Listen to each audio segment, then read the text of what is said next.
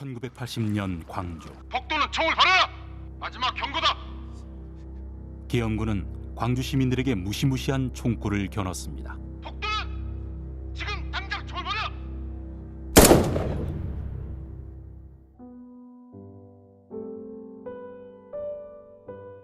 부당한 공권력에 맞선 청년들을 향해, 단지 길을 지나가던 노인들을 향해, 물놀이를 하던 아이들을 향해 5천여 명이 넘는 희생자가 5월의 봄날 억울한 죽음을 당했습니다. 지금 시내로 계엄군이 쳐들어오고 있습니다. 절대로 잊지 않아야 하는 것들이 있습니다. 우리 형제 자매들 이름도 알 수 없이 죽어간 그날의 사람들을 잊지 않고 기억해야겠습니다. 우리는 최후까지 싸울 겁니다. 우리는 광주를 지키고야 말 것입니다.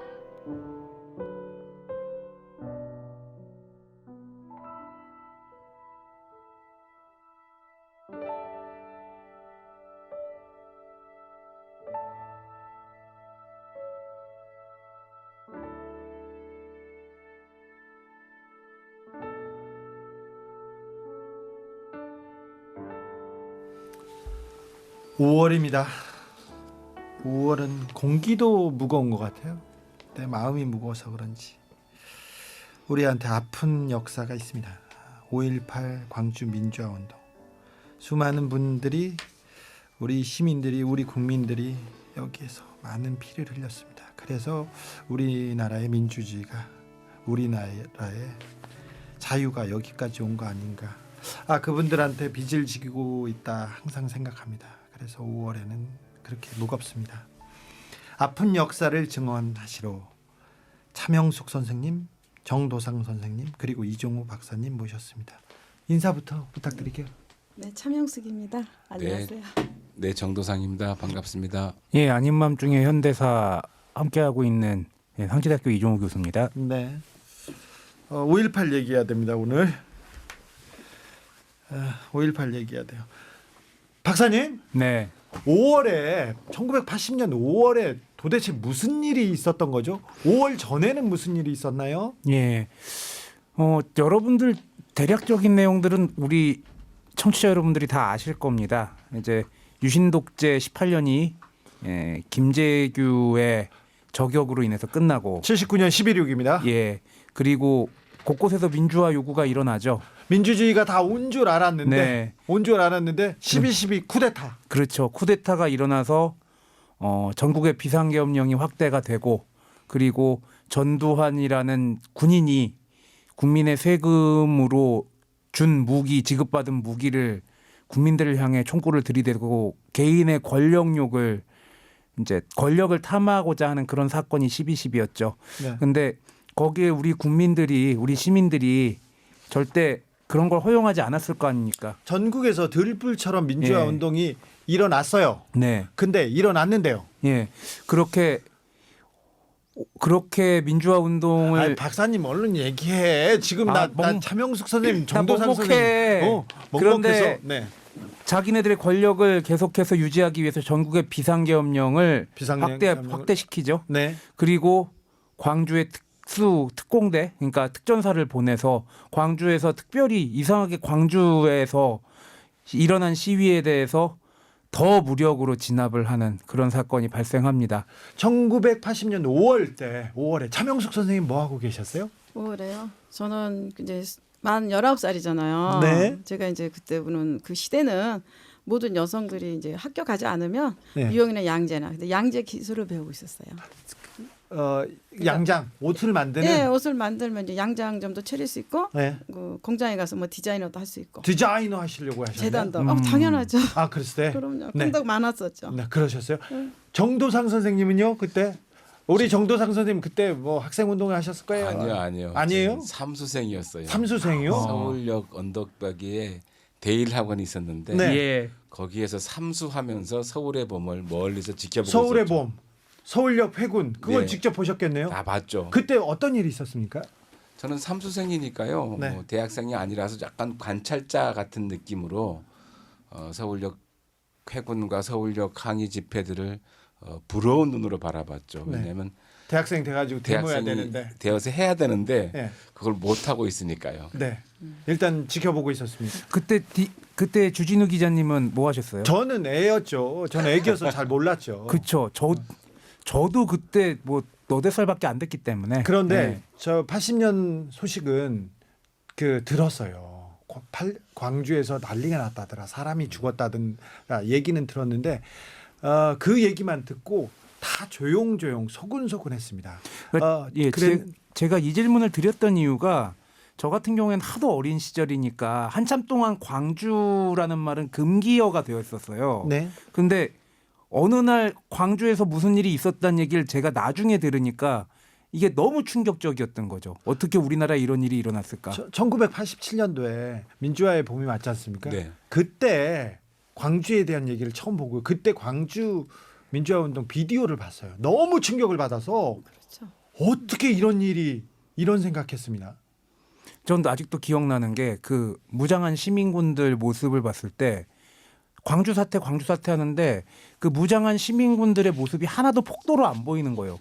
그냥 저렇게 허름하게 입고 나가가지고 뭘 하는 사람들이었을까라는 생각만 들었는데 나중에 보니까 정말 뭐 방송용으로 맞는지 모르겠지만 또 개 맞듯이 맞아가지고 끌려가는 모습이라든지 이런 것들을 봤을 때 아 내가 잘못된 생각을 배울 뻔했구나라는 생각도 들었습니다. 다시 1980년 5월 광주의 봄으로 갑니다. 그날 왜 군인들이 왜 경찰들이 광주는 그렇게 강력하게 폭력적으로 진압했는지 이해가 안 가요.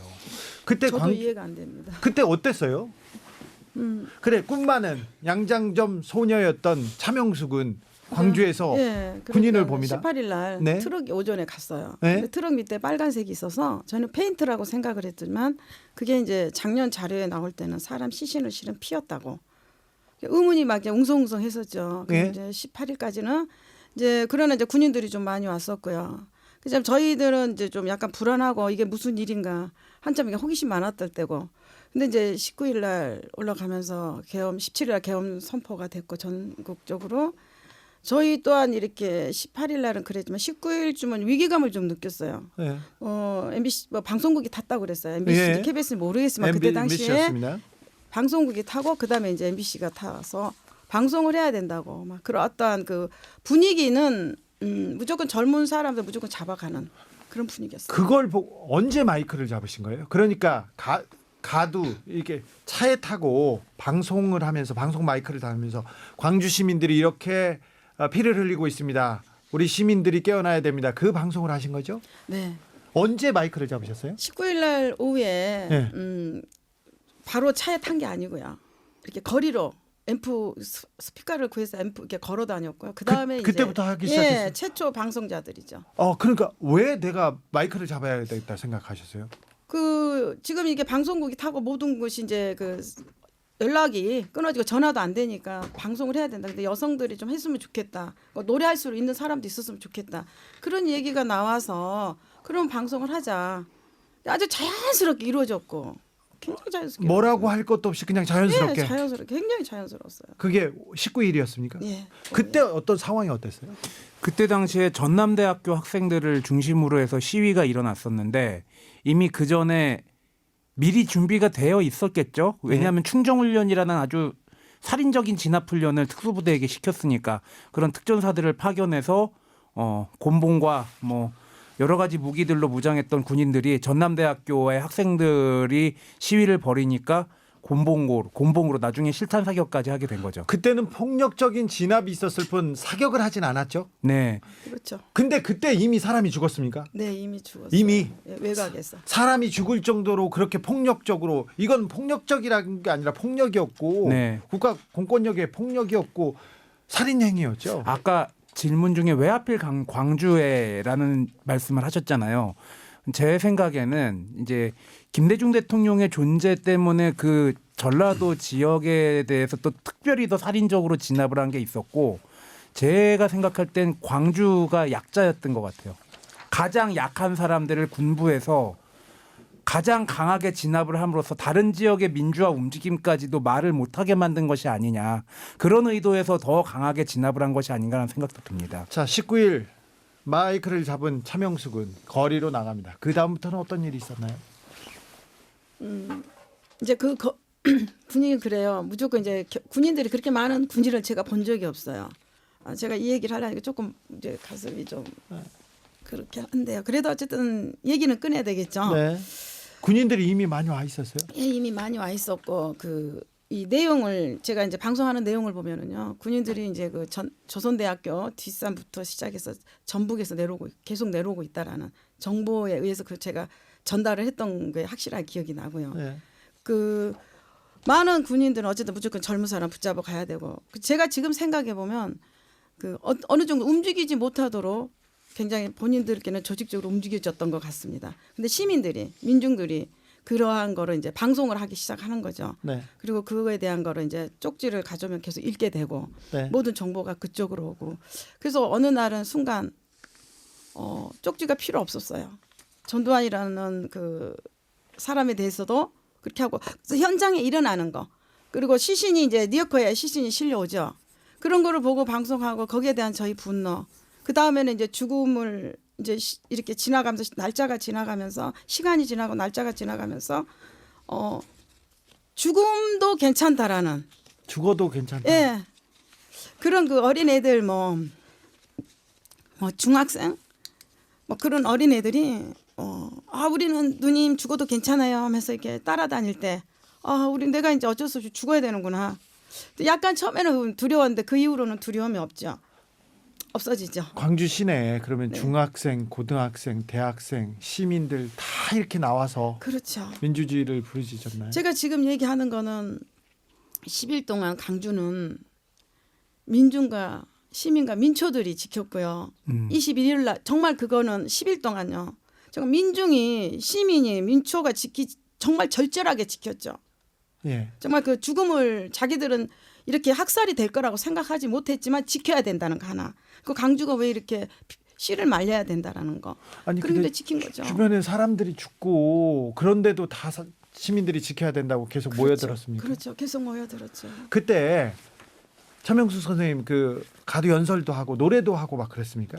그 그때 노래는 이제 저는 노래는 잘 안 하고요. 다른 여성분이 다른 노래를 하셨고요. 노래 남자분- 잘해서 지금 마이크 잡으셨다고 했잖아요, 아까. 저는 노래를 잘한 게 아니고 말을 잘합니다. 말을 잘했어요. 그때 어떤 노래 부르시고 어떤 노래가 주로 이렇게 시민들 사이에서 이렇게 불려졌습니까? 일단 아리랑이 많이 나왔고요. 예? 선구자도 나오고요. 왜? 그러한 노래들이 계속 이렇게 왜 그런 노래가 나가냐면 질서 유지하기 위해서. 아 예. 그리고 이렇게 차분하게 하기 위해서 아리랑이 제일 많이 선구자 많이 불렀어요. 그렇게 금강산도 네. 나왔습니다. 19 차명숙은 그때 제일 좋아하던 가수가 누구였습니까? 좋아하던 노래가 뭐였습니까?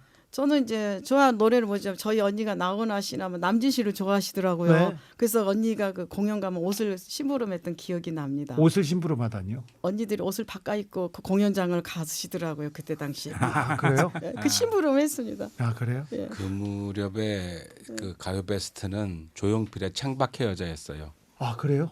제가 80년도요? 예, 그 5월 18일 저녁 무렵에 이제 그 17일 날 저녁에 영등포역 근처의 지하 다방에서 삼수생이 미팅을 하려고 네. 아, 삼수생 기다- 미팅 해야죠. 네, 기다리고 있는데 네.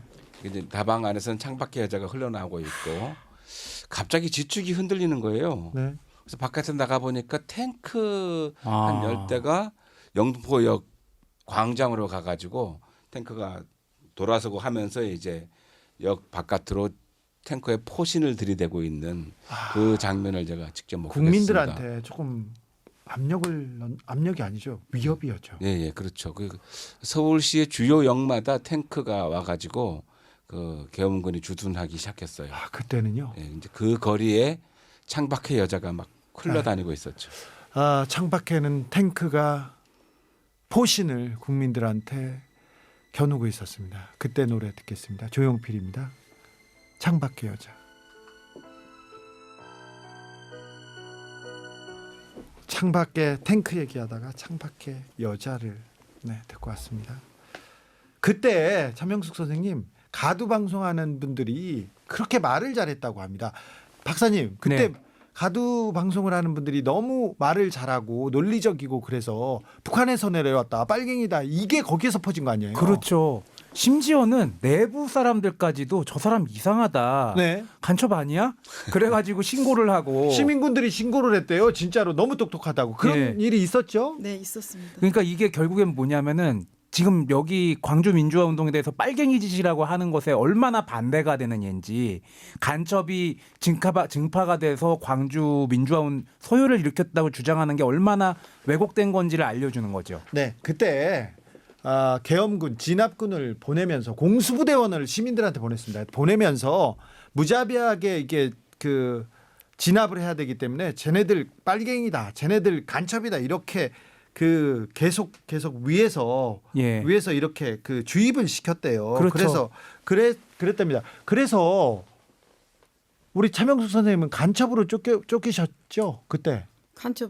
간첩이라고. 예. 예, 그래가지고 좀 충격 먹었죠. 저는 간첩이 아닌데 간첩이라고 하니까 예. 저는 간첩을 생각해 본 적도 없고. 예. 그저 113이라는 그 기억 번호 하나밖에 기억한 게 없거든요. 예. 간첩 근데 신고 제가 113. 간첩이 된 예. 거예요. 예. 그래서 간첩이 돼서 이제 보안대 어쨌든 간첩이라고 이제 그 웅성웅성하는 그래서 그렇지만 이제 저희는 계속 방송을 했고 그런 상황인지도 모르겠고 네. 몰랐었죠. 저 여자들이 간첩이야. 저 남자아이들아 간첩이 조직돼서 방송하고 있어. 근데 저희는 그런 상황도 모르고 계속 이제 여러 가지 이제 정보에 의해서 방송을 계속 하고 다녔는데 저희들이 그렇게 지금 생각해 보면 방송의 효소력이 굉장했었던 것 같습니다. 그렇죠. 예, 굉장히 그랬고 그 사람들이 막고자 했던 최고 1위로 막고자 했던 게 이제 방송이었지 않았나. 어떤 연락이 어떤 그 소통이 아니었나라는 생각을 합니다. 소통, 그것도 모르고 정보. 저희는 열심히 소통을 하고 있었죠. 10일 동안 아니죠. 저희가 중간에 이제 간첩이라고 해서 잡히죠. 잡혔죠. 언제 잡히셨어요? 저희가 이제 그 21일 날 저희는 이제 대학살이라 합니다. 예. 조사 과정에 20만이고 200이 죽었다고 그래요. 예. 제 조사 과정에. 예.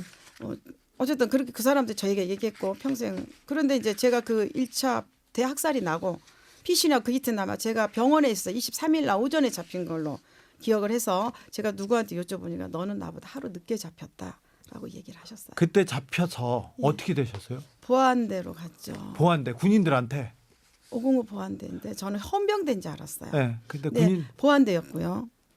보안대로 끌려가서 그래서 결국 어떻게 되죠?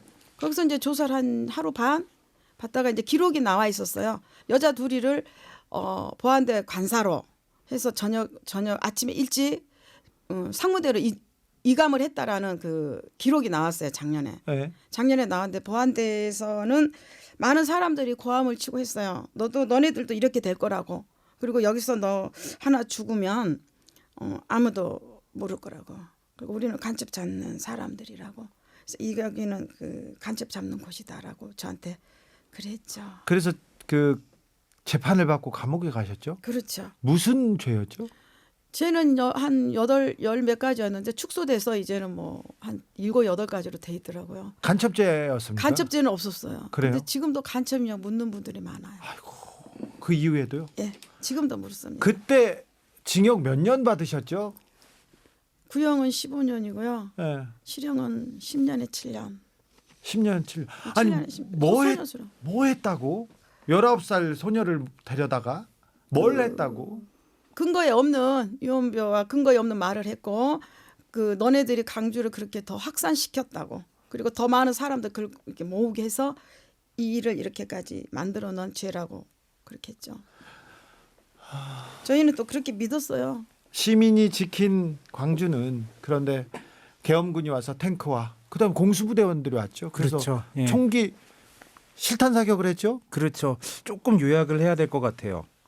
방송이 될래나 모르겠는데 되게 지금 차명수 선생님 얘기 들으니까 먹먹해서 일단 아까도 얘기했지만 18일에 전남대학교 학생들이 등교를 하는 거를 막는 과정에서 무자비한 진압이 시작됐고요. 그때부터 사상자가 나오기 예. 시작했습니다. 그리고 19일에는 계엄군이 증파가 되고요. 예. 그러면서 점점 장갑차와 헬기까지 동원하고 발포를 시작합니다.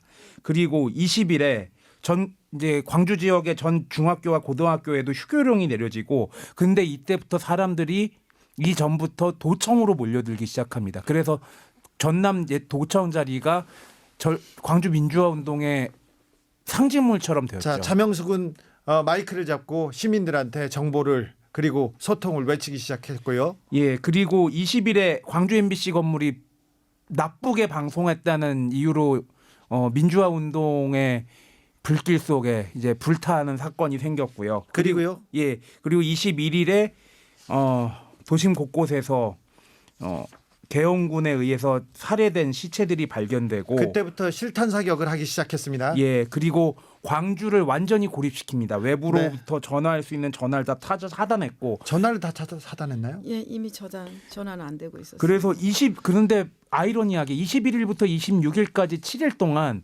광주의 시민에 의한 자치가 이루어지는데 그때가 가장 어떻게 보면은 광주 민주화 운동의 또 하나의 상징인 시민들에 의한 자치가 일어나는 그런 모습도 보입니다. 그리고 26일에 개헌군이 탱크를 몰고 들어가게 되죠. 드디어 5월 27일 새벽에 전남도청을 지키려는 시민들과 여기를 진압하려는 계엄군 간의 마지막 싸움이 벌어지기 시작합니다. 거기에서 정도상의 소설 꽃잎처럼은 시작됩니다.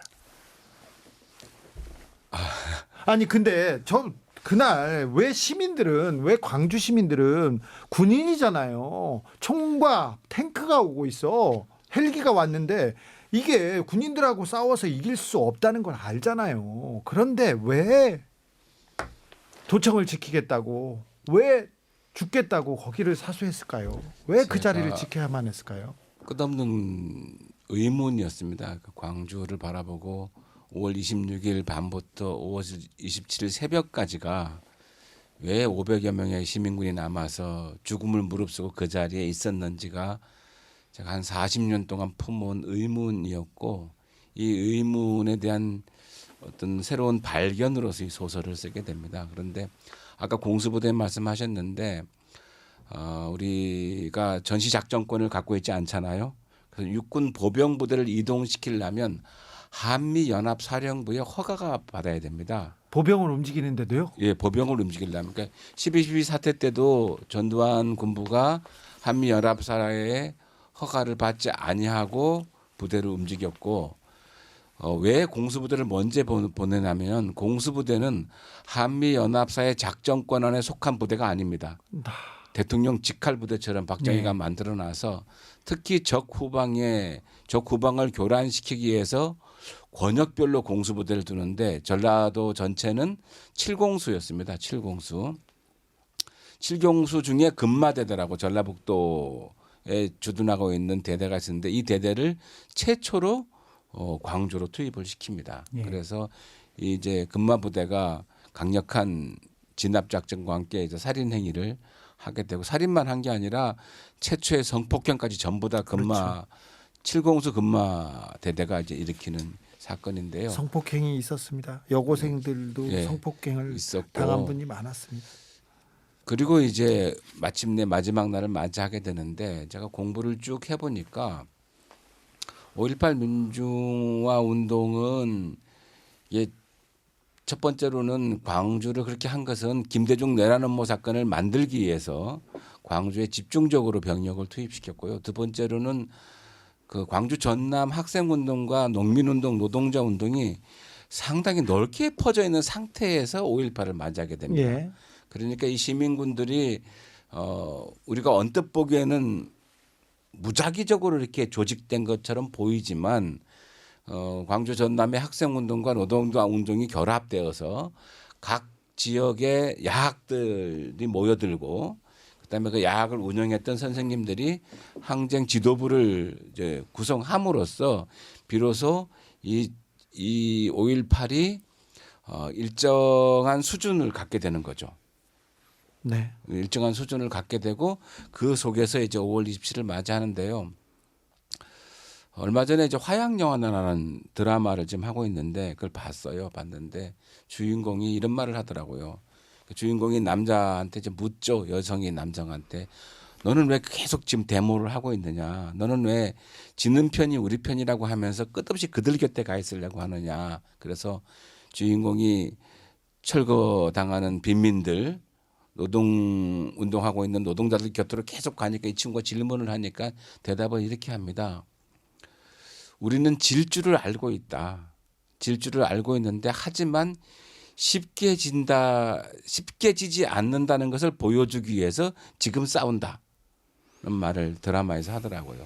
그런데 이거는 생존과 관련된 문제잖아요. 군인들이 오는데 탱크가 오는데 무섭잖아요. 그렇죠. 무서웠죠. 무섭죠. 네, 무섭잖아요. 그리고 옆에서 사람들이 친구들이 죽어가는 걸 봤잖아요. 그랬는데 이제 취재를 쭉 해보니까요. 그 무서움보다 더 자기를 사로잡은 것이 비겁하지 않겠다는 마음이었대요. 아까 차명숙 선생님도 그랬잖아요. 네. 이거 죽어야 되나 보다. 그래도 죽어도 괜찮다로 바뀌었다고. 네. 그 죽어도 괜찮다는 죽어도 마음이 괜찮아요. 들면 공포가 극복이 됩니다. 그런 생각이 들었어요. 19인데 하고 싶은 것도 많고. 많았는데 이제 이 상황을 보는 순간 그렇게 이제 이렇게 전개가 되면서 어차피 뭐 한번 죽는 거니까 이렇게 해서 죽는 것도 괜찮겠다. 그래서 이제 어차피 보람 있는 일이고 또 우리 강주를 지키고 나라를 지키기 위해서 죽는 거니까 괜찮다라고 그렇게들 저뿐만 아니라 그 많은 어린 아이들도 그렇게 생각을 했죠.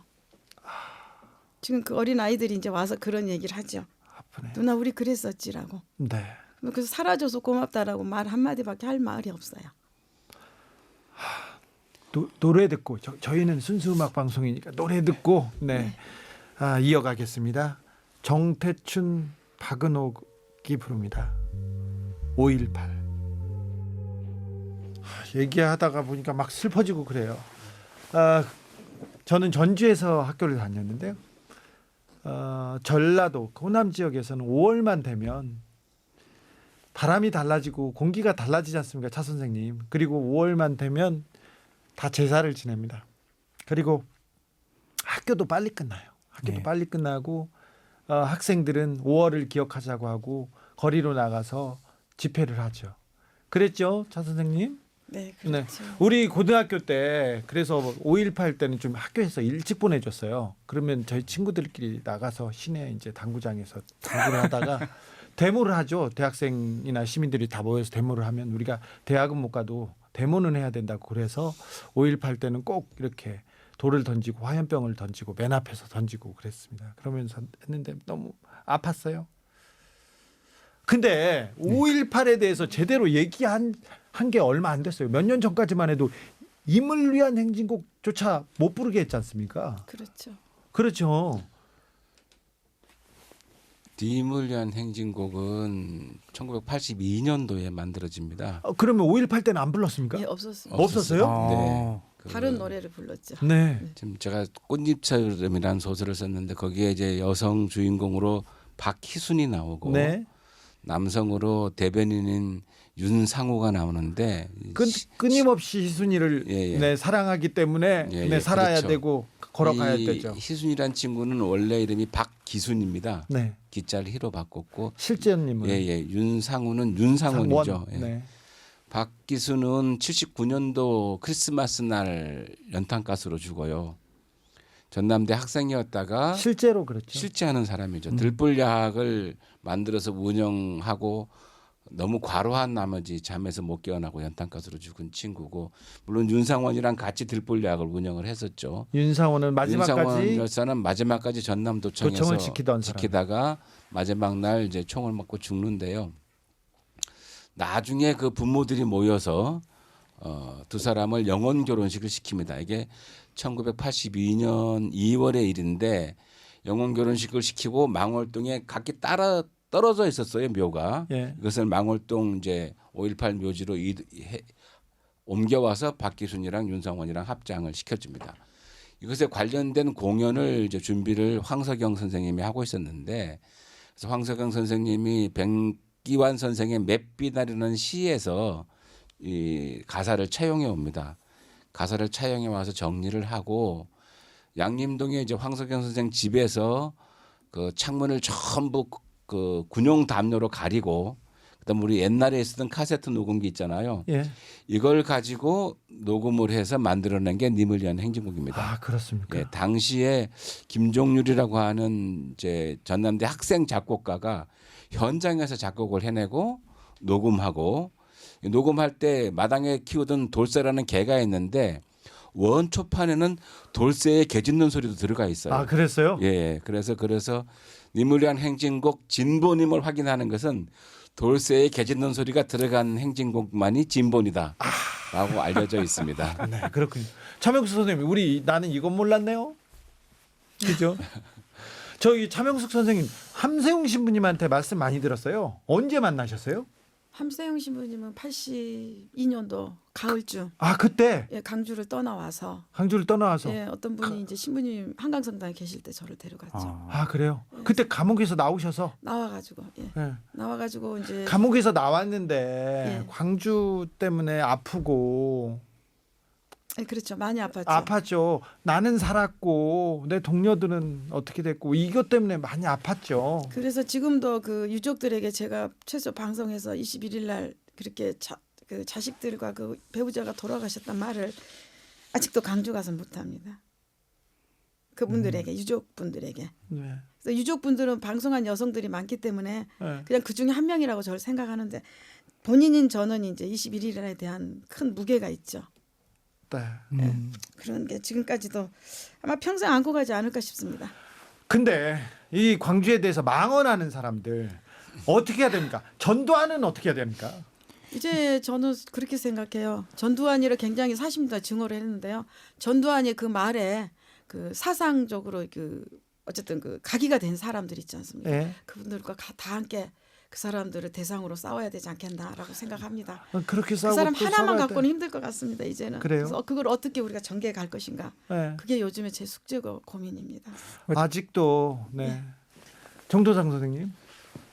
뭐 5월은 사실은 광주가 고립돼 있었는데요. 광주의 고립을 벗어나기 위해서는 5.18을 보편화하고 전국화해야 되는 일들을 많이 해야 된다고 생각됩니다. 그래서 진상규명은 진상규명대로 하고 광주시에서는 5.18이 각 지역과 어떻게 연대할 수 있을지 지역 행사들을 어떻게 조직하고 전국화할 수 있을지를 좀 연구해야 되지 않을까 이런 생각을 갖고 있습니다. 아니 그런 것도 중요하지만 전두환을 어떻게 해야 되냐고. 박사님. 전 이 얘기만 할게요. 그 광주 민주화 운동 관련 사진 중에 제가 가장 인상적인 것은 현수막처럼 커다란 피켓에 전두환 찢어 죽이자라고 써 있었던 게 저는 아직도 굉장히 뇌리에 많이 박혀 있고요. 네, 그렇죠. 그리고 또 한 가지가 전두환 씨가 청문회장에서 안경 끼고 자위권 발동했을 때 옆에서 누가 했던 얘기죠? 크게 외쳤죠. 살인마 전두환이라고. 예. 노무현 대통령이 예. 그때 그런데 아직도 돈 없다고 그러고 그리고 헬기 사격에 대해서 망언을 하고 있고 그게 뭐 재판 결과 밝혀져야겠지만 저는 솔직히 그렇게 생각합니다. 이제 전두환 씨가 나이가 많은데 이렇게 편안하게 남은 여생을 보내셔야 되느냐라는 의구심은 생겨요. 예. 네, 오늘 어려운 자리, 무거운 자리인데요. 차명숙 선생님 감사합니다. 네, 반갑고 고맙습니다. 멀리까지 와주셔서 제가 감사하죠. 저희가 항상 광주에 80년에 계셨던 분들한테 엄청난 빚을 지고 살아가고 있습니다. 예. 내가 미안하고 감사합니다. 저는 또 이렇게 살아가는 것 자체가 큰 부담이죠. 돌아가신 분들을 위해서. 그런데 이제 제가 이렇게 사는 이유는 현장에 있었고 중심에 있었고 제가 잘 살아가는 모습만이 그분들에게 보답하는 길이라고 생각하고 살고 있습니다. 반갑습니다. 여기까지 할까요? 정도성 선생님 감사합니다. 네, 감사합니다. 네. 오늘 세 분 너무 감사하고 죄송하고 그렇습니다. 밤의 꿈은 아니리 오랜 고통 다한 후에 내 형제 빛나는 전두환 씨 재판이 진행 중입니다. 5.18 당시에 평화봉사단으로 온 광주에 있었던 외국인이 재판에 출석해서 증언하겠다고 합니다. 헬기 사격을 목격하겠다고요. 코로나 바이러스 때문에 오는 게 쉽지 않습니다. 그런데 어떻게든 오겠다고 합니다. 방법을 찾아보겠대요. 1980년 5월 광주에서 수많은 사람들이 죽었습니다. 다쳤습니다. 그 모든 걸 지켜본 사람들이 있습니다. 근데 그분들은 살아남았다고 미안해합니다. 평생 미안하고 괴로워합니다. 그러면서 삽니다. 근데 죄 지은 사람은 저렇게 떵떵거리면서 삽니다. 착한 사람만 빚진 마음으로 살아야 되는 건 아닌지 그런 생각해 봅니다. 끝까지 우길 건지 29만 원밖에 없다고 끝까지 그럴 건지. 부디 오래오래 건강하게 사십시오. 절대 이렇게 못 보냅니다. 우리가 두 눈 똑바로 뜨고 어떻게 되는지 지켜보겠습니다. 어떻게든 해보겠습니다. 네. 이한열 합창단의 그날이 오면 들으면서 저는 여기서 인사드리겠습니다. 아닌 밤중에 주진우였습니다.